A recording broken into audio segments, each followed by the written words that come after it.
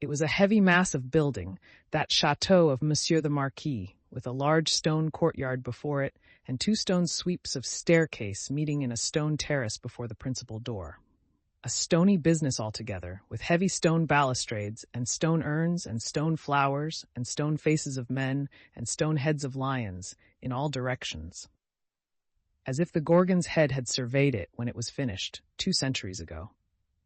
Up the broad flight of shallow steps, Monsieur the Marquis, flambeaux proceeded, went from his carriage, sufficiently disturbing the darkness to elicit loud remonstrance from an owl in the roof of the great pile of stable building away among the trees. All else was so quiet that the flambeaux carried up the steps, and the other flambeaux held at the great door, burnt as if they were in a close room of state, instead of being in the open night air. Other sound than the owl's voice there was none, save the falling of a fountain into its stone basin, for it was one of those dark nights that hold their breath by the hour together, and then heave a long, low sigh, and hold their breath again. The great door clanged behind him, and Monsieur the Marquis crossed a hall grim with certain old boar spears, swords, and knives of the chase, grimmer with certain heavy riding rods and riding whips, of which many a peasant gone to his benefactor Death had felt the weight when his lord was angry. Avoiding the larger rooms, which were dark and made fast for the night, Monsieur the Marquis, with his flambeau-bearer going on before, went up the staircase to a door in a corridor. This thrown open admitted him to his own private apartment of 3 rooms, his bedchamber and 2 others, high vaulted rooms with cool uncarpeted floors, great dogs upon the hearths for the burning of wood in winter-time, and all luxuries, befitting the state of a marquis in a luxurious age and country. The fashion of the last Louis but one, of the line that was never to break, the 14th Louis, was conspicuous in their rich furniture, but it was diversified by many objects that were illustrations of old pages in the history of France. A supper table was laid for 2 in the third of the rooms, a round room in one of the chateau's 4 extinguisher-topped towers, a small lofty room with its window wide open, and the wooden jalousie blinds closed, so that the dark night only showed in slight horizontal lines of black, alternating with their broad lines of stone color. "My nephew," said the Marquis, glancing at the supper preparation. "They said he was not arrived." Nor was he, but he had been expected with Monseigneur. "Ah, it is not probable he will arrive tonight. Nevertheless, leave the table as it is. I shall be ready in a quarter of an hour." In a quarter of an hour, Monseigneur was ready and sat down alone to his sumptuous and choice supper. His chair was opposite to the window, and he had taken his soup and was raising his glass of Bordeaux to his lips when he put it down. "What is that?" he calmly asked, looking with attention at the horizontal lines of black and stone color. "Monseigneur? That. Outside the blinds. Open the blinds."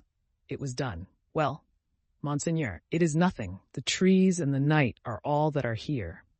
The servant who spoke had thrown the blinds wide, had looked out into the vacant darkness, and stood with that blank behind him, looking round for instructions. "Good," said the imperturbable master. "Close them again." That was done too, and the Marquis went on with his supper. He was halfway through it when he again stopped with his glass in his hand, hearing the sound of wheels. It came on briskly, and came up to the Vieille front of the chateau. "Ask who has arrived." It was the nephew of Monseigneur. He had been some few leagues behind Monseigneur, early in the afternoon.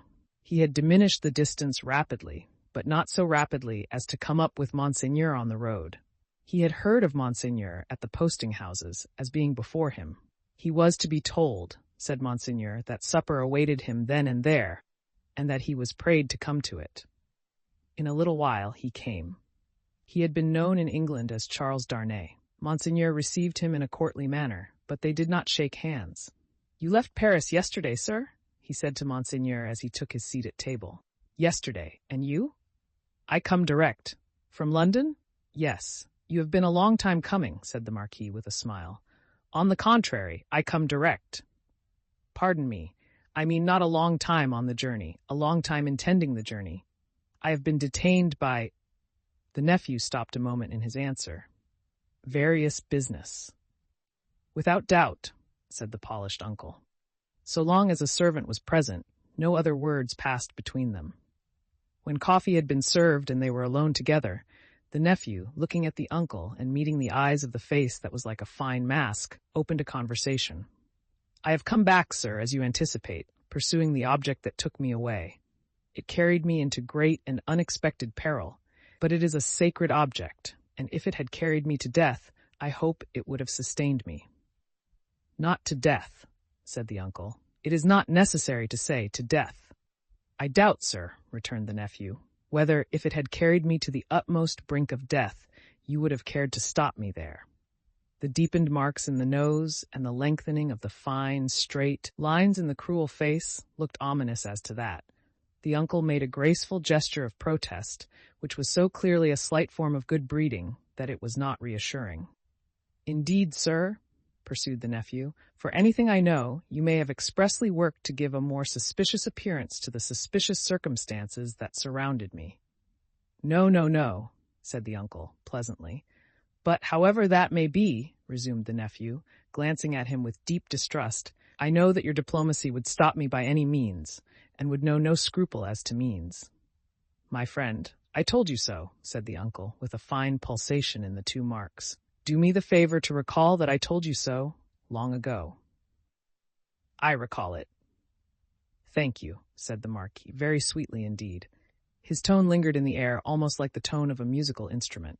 "In effect, sir," pursued the nephew, "I believe it to be at once your bad fortune and my good fortune that has kept me out of a prison in France here."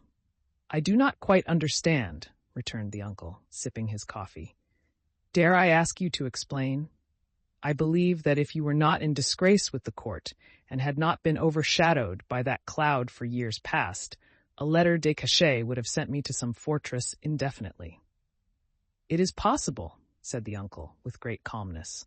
"For the honor of the family, I could even resolve to incommode you to that extent. Pray excuse me." "I perceive that, happily for me, the reception of the day before yesterday was, as usual, a cold one," observed the nephew. "I would not say happily, my friend," returned the uncle, with refined politeness. "I would not be sure of that. A good opportunity for consideration, surrounded by the advantages of solitude, might influence your destiny to far greater advantage than you influence it for yourself. But it is useless to discuss the question. I am, as you say, at a disadvantage. These little instruments of correction, these gentle aids to the power and honor of families, these slight favors that might so incommode you, are only to be obtained now by interest and importunity. They are sought by so many, and they are granted, comparatively, to so few. It used not to be so, but France in all such things is changed for the worse. Our not remote ancestors held the right of life and death over the surrounding vulgar. From this room, many such dogs have been taken out to be hanged. In the next room, my bedroom, one fellow, to our knowledge, was poniarded on the spot for professing some insolent delicacy respecting his daughter. We have lost many privileges. A new philosophy has become the mode, and the assertion of our station in these days might, I do not go so far as to say would, but might, cause us real inconvenience. All very bad, very bad." The Marquis took a gentle little pinch of snuff and shook his head, as elegantly despondent as he becomingly be of a country still containing himself, that great means of regeneration. "We have so asserted our station, both in the old time and in the modern time also," said the nephew, gloomily, "that I believe our name to be more detested than any name in France." "Let us hope so," said the uncle. "Detestation of the high is the involuntary homage of the low." "There is not," pursued the nephew in his former tone, "a face I can look at in all this country round about us which looks at me with any deference on it but the dark deference of fear and slavery." "A compliment," said the Marquis, "to the grandeur of the family, merited by the manner in which the family has sustained its grandeur. Ha!" And he took another gentle little pinch of snuff, and lightly crossed his legs. But when his nephew, leaning an elbow on the table, covered his eyes thoughtfully and dejectedly with his hand, the fine mask looked at him sideways with a stronger concentration of keenness, closeness, and dislike than was comportable with its wearer's assumption of indifference. "Repression is the only lasting philosophy. The dark deference of fear and slavery, my friend," observed the Marquis, "will keep the dogs obedient to the whip, as long as this roof, looking up to it, shuts out the sky. That might not be so long as the Marquis supposed. If a picture of the chateau as it was to be a very few years hence, and of 50 like it as they too were to be a very few years hence, could have been shown to him that night, he might have been at a loss to claim his own from the ghastly, fire-charred, plunder-wrecked rains. As for the roof he vaunted, he might have found that, shutting out the sky in a new way, to wit, forever, from the eyes of the bodies into which its lead was fired, out of the barrels of 100,000 muskets. Meanwhile, said the Marquis, I will preserve the honor and repose of the family, if you will not. But you must be fatigued. Shall we terminate our conference for the night? A moment more. An hour, if you please. Sir, said the nephew, we have done wrong, and are reaping the fruits of wrong. We have done wrong, repeated the Marquis with an inquiring smile, and delicately pointing, first to his nephew, then to himself. Our family, our honorable family, whose honor is of so much account to both of us, in such different ways. Even in my father's time, we did a world of wrong, injuring every human creature who came between us and our pleasure, whatever it was. Why need I speak of my father's time when it is equally yours? Can I separate my father's twin brother, joint inheritor and next successor, from himself? Death has done that, said the Marquis, and has left me, answered the nephew, bound to a system that is frightful to me, responsible for it, but powerless in it, seeking to execute the last request of my dear mother's lips, and obey the last look of my dear mother's eyes, which implored me to have mercy and to redress, and tortured by seeking assistance and power in vain. Seeking them from me, my nephew, said the Marquis, touching him on the breast with his forefinger. They were now standing by the hearth. You will forever seek them in vain, be assured. Every fine straight line in the clear whiteness of his face was cruelly, craftily, and closely compressed, while he stood looking quietly at his nephew, with his snuff-box in his hand.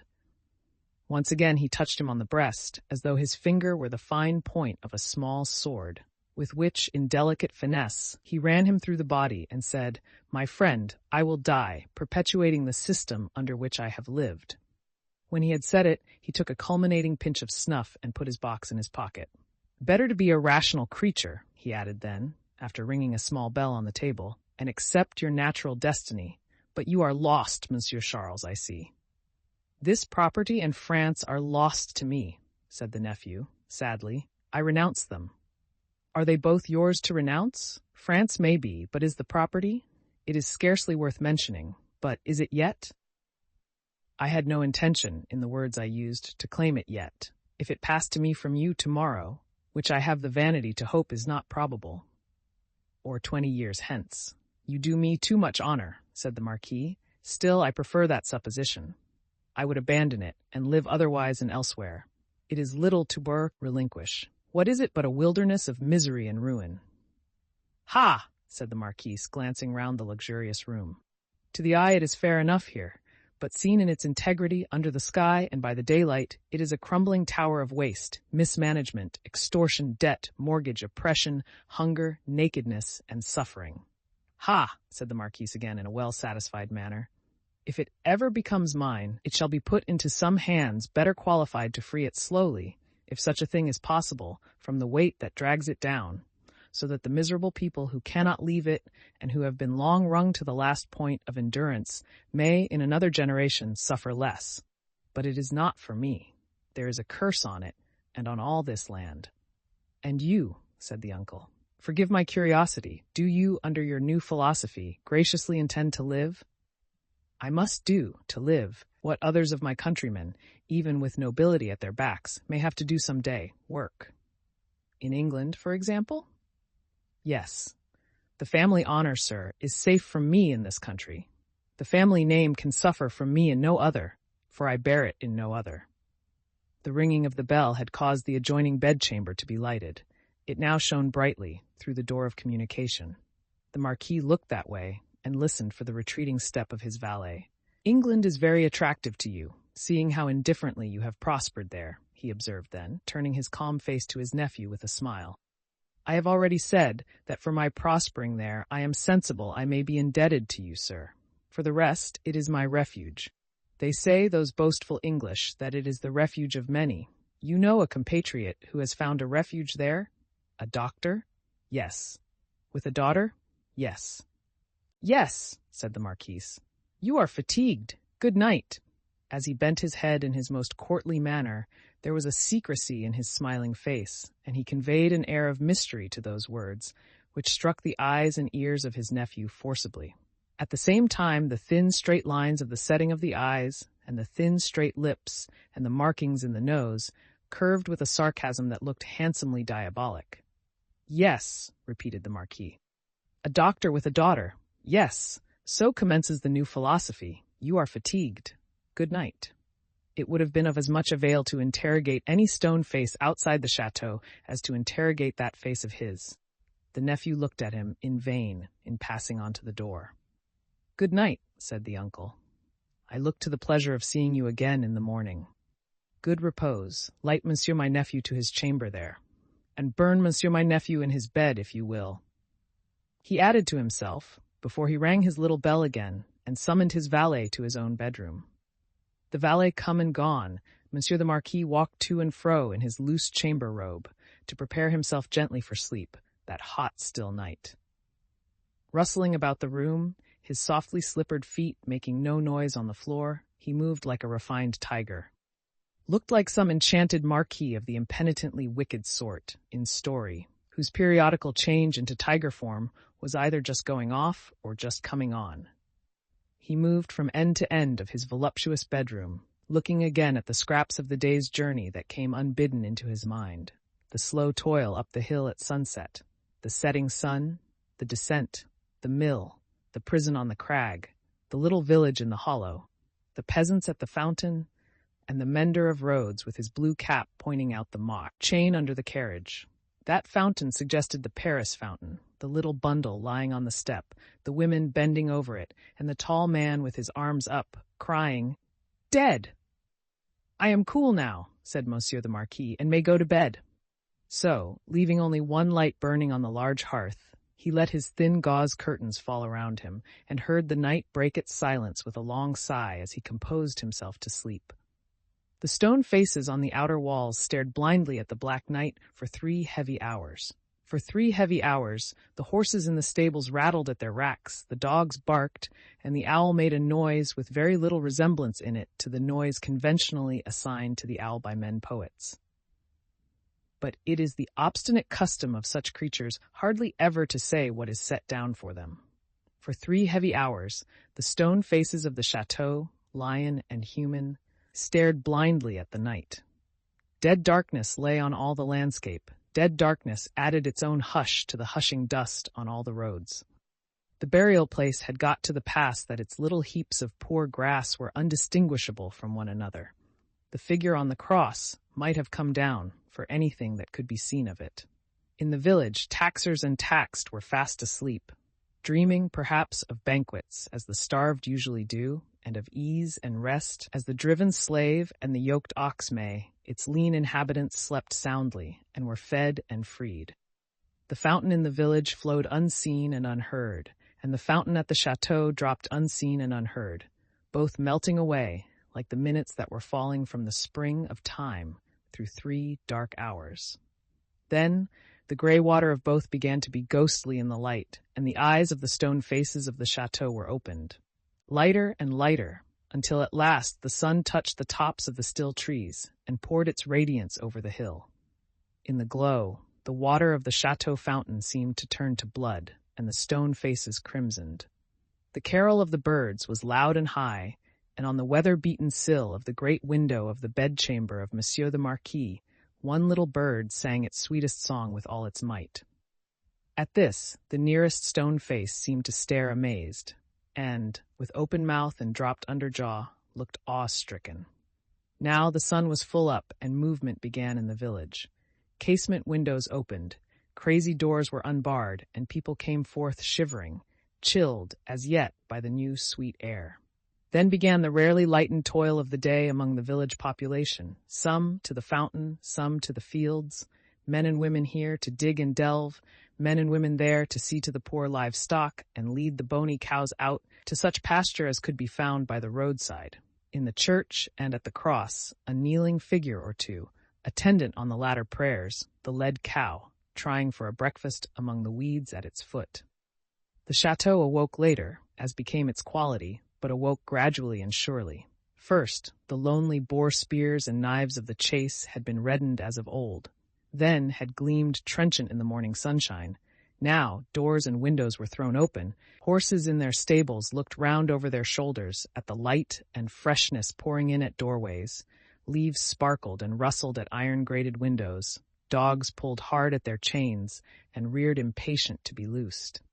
All these trivial incidents belonged to the routine of life and the return of morning. Surely, not so the ringing of the great bell of the chateau, nor the running up and down the stairs, nor the hurried figures on the terrace, nor the booting and tramping here and there and everywhere, nor the quick saddling of horses and riding away. What winds conveyed this hurry to the grizzled mender of roads, already at work on the hill-top beyond the village, with his day's dinner, not much to carry, lying in a bundle that it was worth no crow's while to peck at, on a heap of stones? Had the birds, carrying some grains of it to a distance, dropped one over him as they sow chance seeds? Whether or no, the mender of roads ran, on the sultry morning, as if for his life, down the hill, knee-high in dust, and never stopped till he got to the fountain. All the people of the village were at the fountain, standing about in their depressed manner, and whispering low, but showing no other emotions than grim curiosity and surprise. The led cows, hastily brought in and tethered to anything that would hold them, were looking stupidly on, or lying down chewing the cud of nothing particularly repaying their trouble, which they had picked up in their interrupted saunter. Some of the people of the chateau, and some of those of the posting-house, and all the taxing authorities, were armed more or less, and were crowded on the other side of the little street in a purposeless way that was highly fraught with nothing. Already, the mender of roads had penetrated into the midst of a group of 50 particular friends, and was smiting himself in the breast with his blue cap. What did all this portend, and what portended the swift hoisting up of Monsieur Gabelle behind a servant on horseback, and the conveying away of the said Gabelle, double-laden though the horse was, at a gallop, like a new version of the German ballad of Leonora? It portended that there was one stone face too many, up at the chateau. The Gorgon had surveyed the building again in the night, and had added the one stone face wanting, the stone face for which it had waited through about 200 years. It lay back on the pillow of Monsieur the Marquis. It was like a fine mask, suddenly startled, made angry, and petrified. Driven home into the heart of the stone figure attached to it was a knife. Round its hilt was a frill of paper, on which was scrawled, "Drive him fast to his tomb. This from Jacques."